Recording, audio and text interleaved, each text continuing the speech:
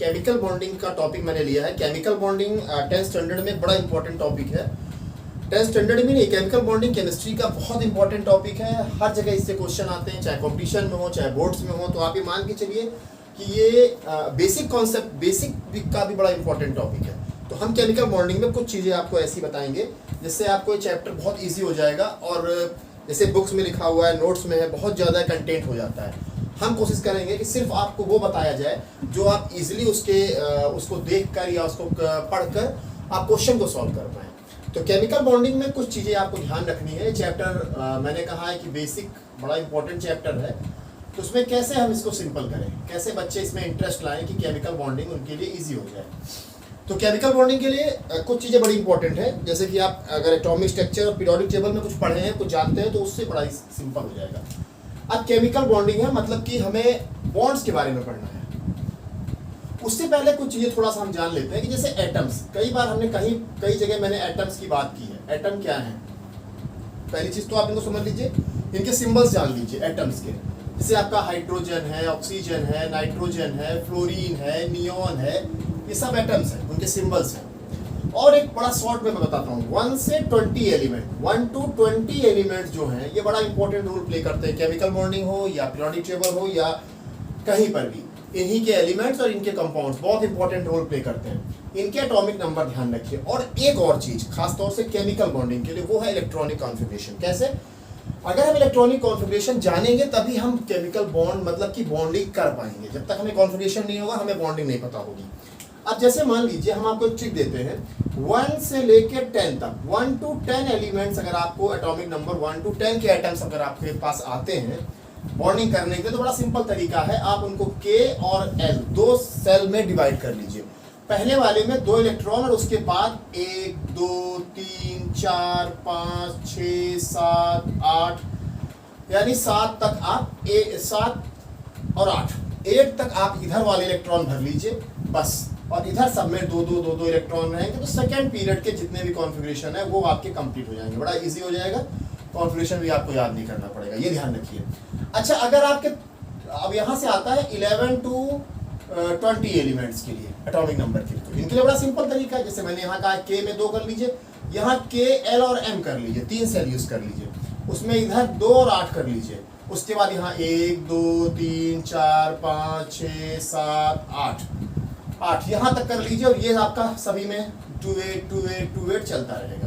तो ये बड़ा सिंपल है। अगर आप याद न कर पाए तो एक ट्रिक ऐसा यूज कर सकते हैं कि अगर 1 to 10 है एटॉमिक नंबर है तो 2 सेल यूज करिए, K में 2 और उसके बाद इधर 1 2 3 4 5 6 7 8, ऐसे आप इंक्रीजिंग एटॉमिक नंबर में करते जाइए। इधर 2 8 करिए, इधर 1 से 8 तक कर लीजिए। तो 1 से 20 तक के कॉन्फ़िगरेशन ईजी हो जाएंगे। और कॉन्फ़िगरेशन ये अगर पता होंगे तो हमें बॉन्डिंग के लिए बड़ा ईजी होगा। अगर कॉन्फ़िगरेशन आप कर लेते हैं, हमने कॉन्फ़िगरेशन पे जोर दिया, इस चैप्टर में कॉन्फ़िगरेशन बड़ा इंपॉर्टेंट है। तो जैसे अब हम शुरू करेंगे केमिकल बॉन्डिंग के चैप्टर के अंदर की बात। तो जैसे आपको हम बता रहे हैं बॉन्डिंग यानी बॉन्ड्स मतलब होता है फोर्स ऑफ अट्रैक्शन। बहुत ध्यान से देखना बेटा ये सब चीजें। बॉन्ड का मतलब होता है फोर्स ऑफ अट्रैक्शन। और फोर्स ऑफ अट्रैक्शन कहाँ? Force of attraction between the atoms in a molecule और इन अ कंपाउंड। यानी बॉन्डिंग जो है 2 एटम्स या 2 से ज़्यादा एटम्स को बांध के रखने का एक कॉन्सेप्ट है। मतलब कैसे किसी मॉलिक्यूल में या एटम कंपाउंड में एटम एक दूसरे के साथ बंधे होते हैं। ठीक है, तो फोर्स ऑफ अट्रैक्शन। अब देखिए 2 टाइप हमारे टॉपिक में अगर हम बात करें तो 3 टाइप के हैं। एक नंबर 1 है आपका इलेक्ट्रोवेलेंट, नंबर 2 है कोवेलेंट और नंबर 3 है कोऑर्डिनेट। ये चीज इलेक्ट्रोवेलेंट, कोवेलेंट और कोऑर्डिनेट, इसको हम आयनिक बॉन्ड भी बोलते हैं। ये आपका कोवेलेंट बॉन्ड है, ये आपका कोऑर्डिनेट बॉन्ड है। ये 3 बड़े इंपॉर्टेंट बॉन्ड्स हैं। इसी 3 बॉन्ड के अंदर ही ये पूरा चैप्टर छिपा हुआ है, ये समझ लीजिए आप। तो 1 by 1 हम शुरू करेंगे। सबसे पहले इलेक्ट्रोवेलेंट बॉन्ड, और इसी को हम आयनिक बॉन्ड भी कहते हैं। ये ध्यान रखना, इलेक्ट्रोवेलेंट बॉन्ड या आयनिक बॉन्ड। आप कुछ कंडीशन सुन लीजिए कि कैसे इलेक्ट्रोवेलेंट बॉन्ड या आयनिक बॉन्ड आएगी, तो हम उसे कैसे पहचानेंगे और कैसे उसको स्ट्रक्चर में ड्रा करेंगे, दिखाएंगे कैसे। सबसे पहला है इलेक्ट्रोवेलेंट और कोवेलेंट बॉन्ड की कंडीशन यही है कि ये मेटल और नॉन मेटल के बीच में एग्जिस्ट करती है। मेन चीज समझ लीजिए कि इसको करने का 50% तो आपको यहीं से काम हो जाएगा। मेटल और नॉन मेटल अगर किसी कंपाउंड में है तो वो इलेक्ट्रोवेलेंट कंपाउंड होगा, यानी वो आयनिक कंपाउंड होगा, ये ध्यान रखिए पहली कंडीशन। अब दूसरी कंडीशन ये आती है कि हाउ टू, कैसे बनता है ये बॉन्ड, उसके लिए ध्यान रखिए। इलेक्ट्रोवेलेंट बॉन्ड हमेशा इलेक्ट्रॉन के ट्रांसफर से बनेगा, यानी ये बॉन्ड इलेक्ट्रॉन के ट्रांसफर से बनेगी। कैसे? मान लीजिए ये कोई मेटल है और ये कोई नॉन मेटल है। अब आपको अच्छी तरीके पता है मेटल में इलेक्ट्रॉन लॉस करने की टेंडेंसी होती है और नॉन मेटल में इलेक्ट्रॉन गेन करने की टेंडेंसी होती है। यानी अगर यहां से इलेक्ट्रॉन चलेगा तो वो इलेक्ट्रॉन ये गेन करेगा। अब जो लॉस करेगा उस पर पॉजिटिव चार्ज, जो गेन करेगा उस पर नेगेटिव चार्ज। एक बात सबसे इंपॉर्टेंट कंडीशन में हो गई कि इलेक्ट्रोवेलेंट कंपाउंड का मेन जो कॉन्सेप्ट है, जो मेन आइडेंटिफिकेशन है, वो ट्रांसफर ऑफ इलेक्ट्रॉन है। ये बॉन्ड बनती कैसे? इलेक्ट्रॉन के ट्रांसफर से। एक जगह से इलेक्ट्रॉन लॉस होगा, दूसरी जगह इलेक्ट्रॉन गेन होगा। ये दूसरी कंडीशन हो गई। इन दोनों से ही आप बॉन्डिंग कर लेंगे, बड़ा इजी टॉपिक हो जाएगा। पहले मेटल नॉन मेटल पहचान लीजिएगा और फिर उसके बाद इलेक्ट्रॉनिक ट्रांसफर। अब उसके लिए क्या है, मैंने उसके लिए पहले ही बताया है कि कॉन्फ़िगरेशन बहुत इंपॉर्टेंट है। मान लीजिए हमें दे दिया जाए Na और Cl। अब इसमें हमको समझाना हो, सबसे पहला चीज तो ये मेटल और नॉन मेटल ये पक्का है कि यहाँ इलेक्ट्रोवेलेंट या आयनिक बॉन्ड आएगी ही आएगी। अब इसके बाद हम इसका एटॉमिक नंबर 11 होता है, इसका कॉन्फ़िगरेशन 281 कर लेंगे, इसका कॉन्फ़िगरेशन 287 कर लेंगे। अब आपको पता है बॉन्ड बनता ही ऑक्टेट के लिए है। बॉन्ड क्यों बनता है? एटम कोशिश करते हैं अपने अपने ऑक्टेट कंप्लीट करें। तो अब आप देखिए मेटल में टेंडेंसी एक इलेक्ट्रॉन लॉस करने की है। मान लीजिए इसके पास लास्ट में एक इलेक्ट्रॉन है और इसके पास लास्ट में 7 इलेक्ट्रॉन है। हमेशा बॉन्डिंग में ये भी ध्यान रखना है कि वैलेंस इलेक्ट्रॉन ही पार्टिसिपेट करेंगे, इनर इलेक्ट्रॉन्स नहीं जाएंगे। तो इसने अपना एक इलेक्ट्रॉन इसको ट्रांसफर कर दिया। जब ट्रांसफर कर दिया तो आप देख रहे हो Na पर प्लस चार्ज और Cl पर निगेटिव चार्ज आ गया और इस तरीके से तुम्हारा कंपाउंड बन गया NaCl। अगर जिस पर पॉजिटिव चार्ज बेटा आएगा वो ध्यान रखना वो कैटायन कहलाएगा और जिस पे निगेटिव चार्ज आएगा वो बेटा एनायन कहलाएगा। तो ये चीजें बेसिक हो गई आपके इलेक्ट्रोवेलेंट के लिए। Metal non metal, by electron transfer between both the atoms, for example NaCl containing 281 electron, 287 electron. Valence shell देखिए, वैलेंस सेल में 1 इलेक्ट्रॉन है, इसमें 7 इलेक्ट्रॉन है।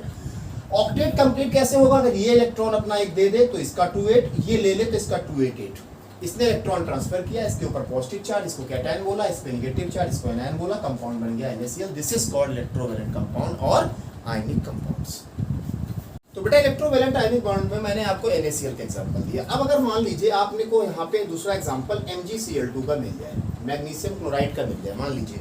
अब आप फिर वही चीज मेटल नॉन मेटल। अब देखिए मेटल आपका Mg है और 2 Cl एटम है, एक ये है और एक इधर रख लीजिए, कहीं भी रख लीजिए, मैंने बता दिया है, दिखाने के लिए रख दिया है। अब देखिए ये हो गया 282, ये हो गया 287, ये भी हो गया 287। अब आप देखिए ऑक्टेट कंप्लीट करने के लिए इसको अपना 2 इलेक्ट्रॉन देना है और इन दोनों को एक एक इलेक्ट्रॉन लेना है। तो इसने क्या किया, 2 इलेक्ट्रॉन इसके और 7 इलेक्ट्रॉन जो इसके हैं अपने, वही 7 इधर भी होंगे क्योंकि सेम एलिमेंट है। तो एक इलेक्ट्रॉन इसने इसको दे दिया, ट्रांसफर कर दिया, एक इसको ट्रांसफर कर दिया, तो आपका कंपाउंड बन गया। इस पर 2 पॉजिटिव चार्ज आ गए और क्लोरीन 2Cl-, तो इस पे नेगेटिव चार्ज आ गए और आपका कंपाउंड बन गया MgCl। तो इस तरीके से मैग्नीशियम क्लोराइड भी आप बना सकते हैं। तो मेटल और नॉन मेटल्स के इलेक्ट्रोवेलेंट कंपाउंड के NaCl, MgCl2, CaO, CaCl2, KCl, ये सभी आपके इलेक्ट्रोवेलेंट कंपाउंड यानी आयनिक कंपाउंड की कैटेगरी में आएंगे। ये आपको ध्यान रखना है। अब बेटा इलेक्ट्रोवेलेंट के बाद नेक्स्ट हमारा जो टॉपिक आता है वो है कोवेलेंट। अब कोवेलेंट को ध्यान से देखिए, कोवेलेंट कंपाउंड्स क्या है? कोवेलेंट कंपाउंड्स और किसके लिए? जैसे मैंने कहा था इलेक्ट्रोवेलेंट कंपाउंड में मेटल और नॉन मेटल और वो इलेक्ट्रॉन ट्रांसफर से बनते हैं। सेम कंडीशन यहाँ ध्यान रखनी है, यहाँ दोनों नॉन मेटल ही होंगे। इसके केस में नॉन मेटल आपको देख रहे हैं, दोनों एलिमेंट यानी जो कंबाइनिंग एलिमेंट्स हैं वो नॉन मेटल्स हैं, पहली कंडीशन। दूसरी कंडीशन, जहाँ जो बॉन्ड फॉर्म होती है वो इक्वल शेयरिंग ऑफ इलेक्ट्रॉन्स। ध्यान देना, पहला कंडीशन है non metal plus non metal, यानी कंबाइनिंग एटम नॉन मेटल्स हैं। और दूसरा ये बॉन्ड बनती कैसे है, तो ये बनती है equal sharing of electrons by both atoms, by two atoms.